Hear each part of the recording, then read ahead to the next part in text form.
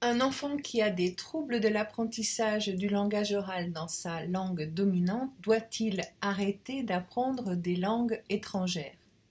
Alors ça, c'est une question piège parce que tout va dépendre du type de difficulté qu'il rencontre dans l'apprentissage du langage dans sa langue maternelle, du degré de difficulté qu'il rencontre. Donc le diagnostic va fort influencer la réponse. Je dirais que lorsque l'enfant est baigné dans deux langues, ce que l'on va devoir faire dans le cas d'une difficulté de l'apprentissage dans sa langue maternelle, c'est vraiment veiller, et c'est ce que j'avais dit une autre fois, c'est veiller à ce que cette langue dominante devienne une langue forte. Donc, quelquefois, en effet, pour certains enfants, et c'est vraiment au cas par cas, l'apprentissage de la langue seconde devra être un temps moins poussé, on va dire. Tout dépend bien entendu aussi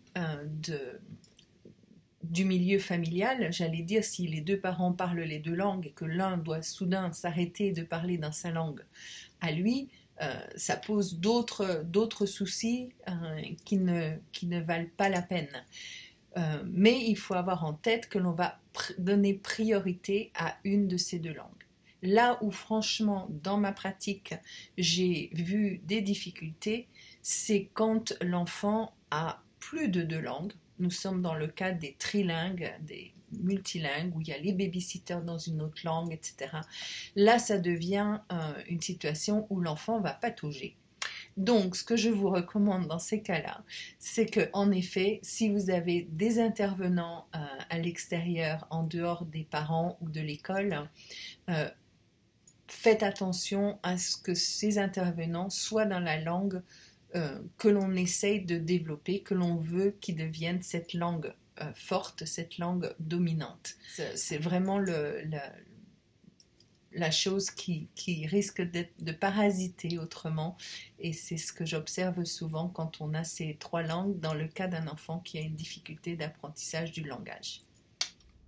Merci à Catherine Chalut pour ses conseils. Vous pouvez retrouver sur son site aideradire.com les différents types de bilans orthophoniques qu'elle propose, à la fois pour le langage écrit, oral ou les troubles de l'articulation. Ils vous apporteront un diagnostic, des recommandations, même éventuellement des accommodations scolaires.